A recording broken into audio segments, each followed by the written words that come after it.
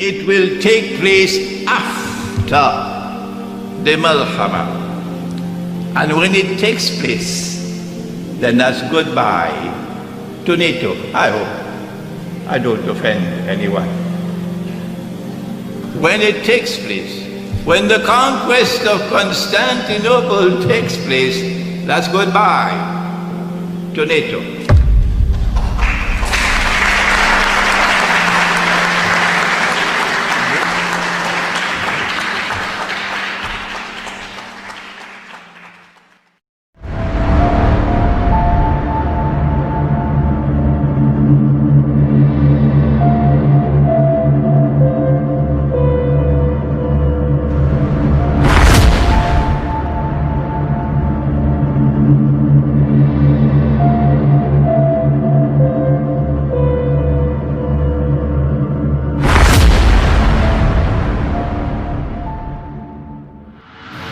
We are now in the last countdown of history.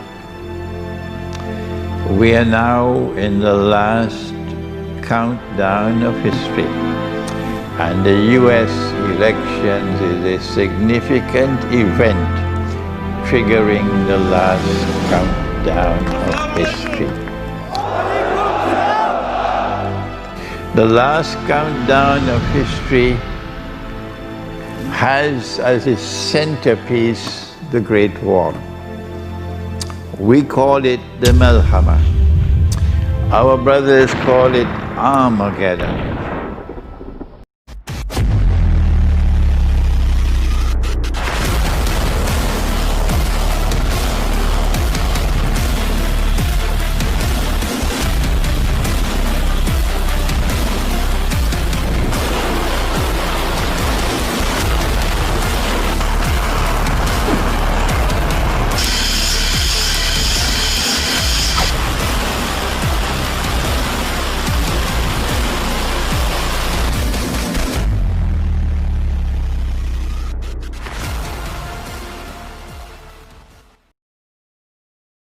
And here's my comment in the little time we now have left on the coming US elections of the year 2020.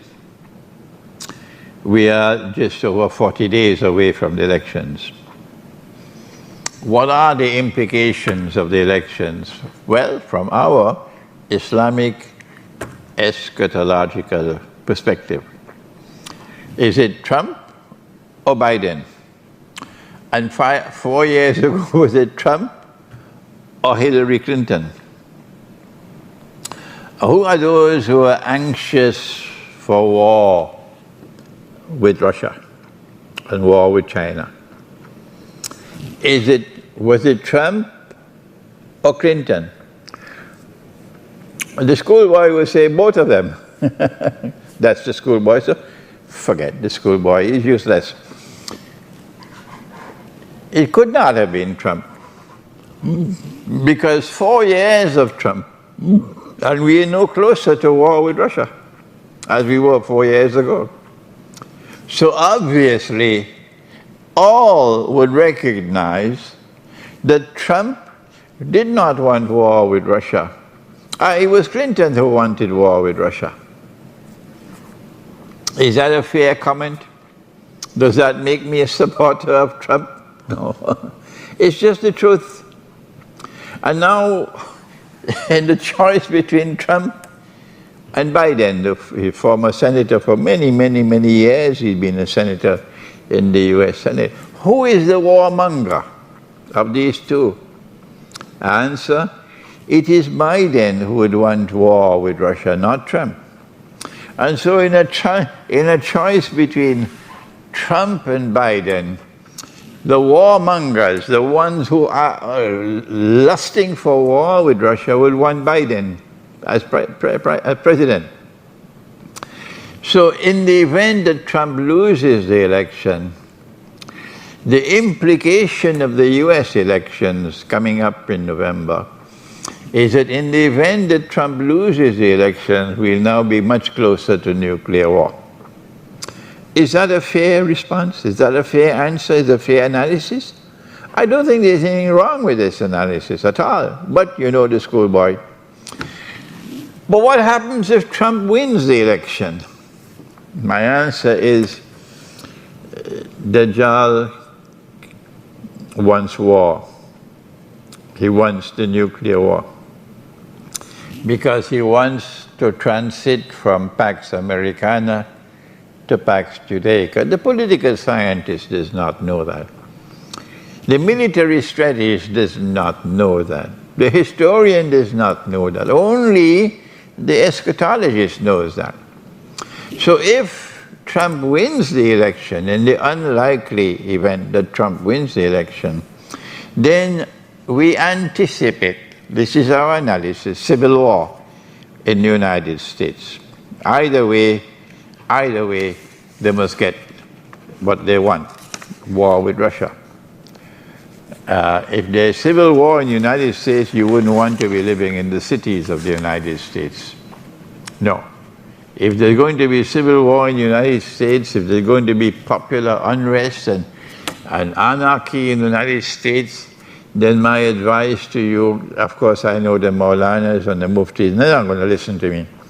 And those who are attached to their masjid and their Maulana, their Muftis and so on, and their social distances on their Facebook, they're not going to listen to me. But there are others who have sense in their head, they're not cattle. And they are listening to me, and I say to you, you have from now until November, the elections, to try to get somewhere in the remote countryside. Somewhere in the remote countryside where you can escape with your family to safety.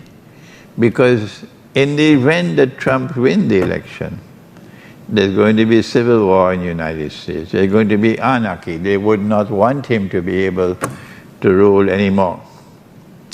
Does the Quran provide us any guidance?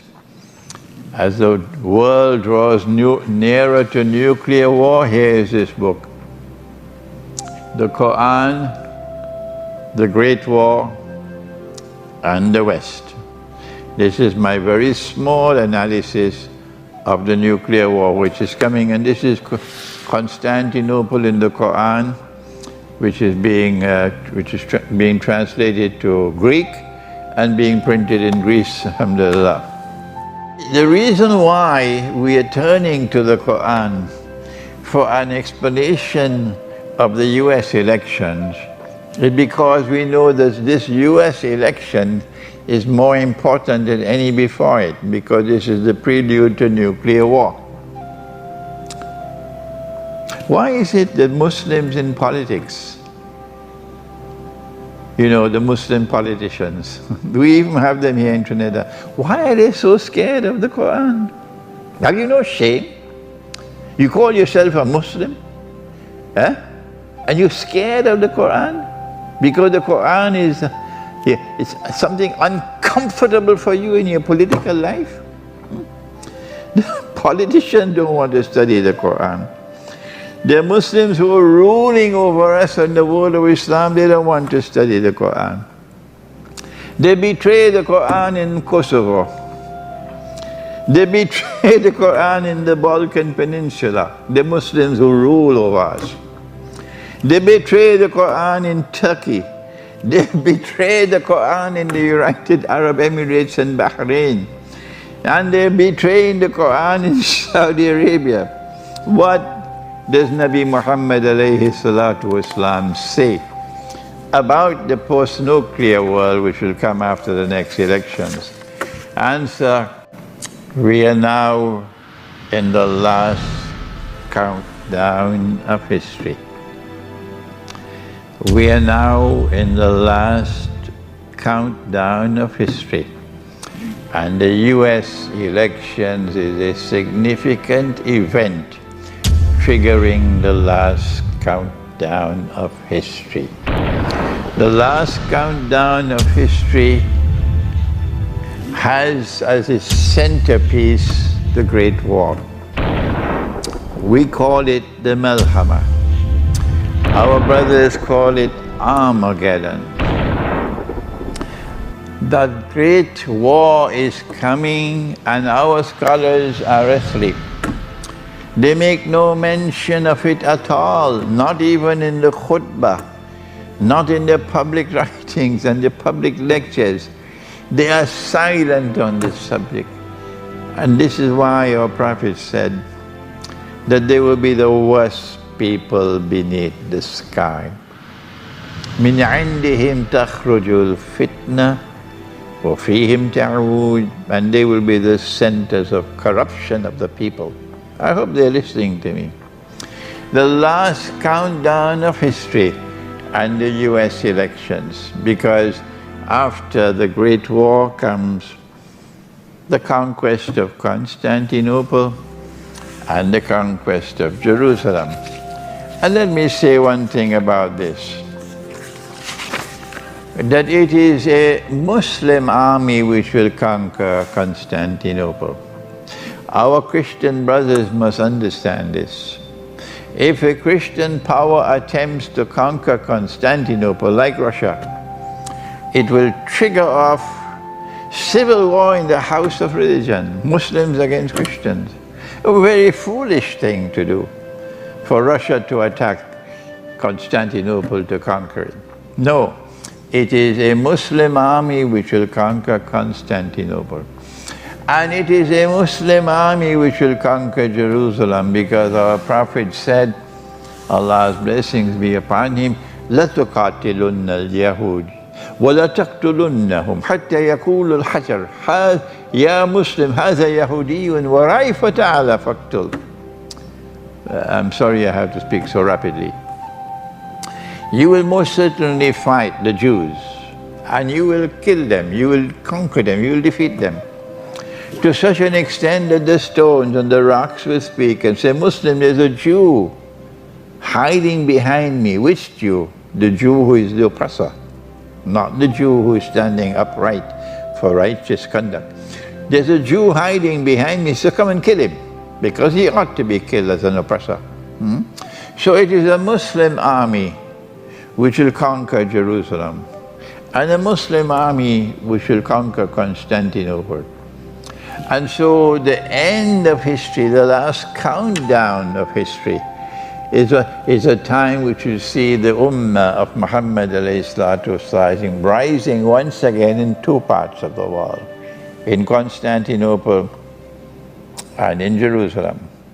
And that paves the way for Nabi Isa, Jesus, to return.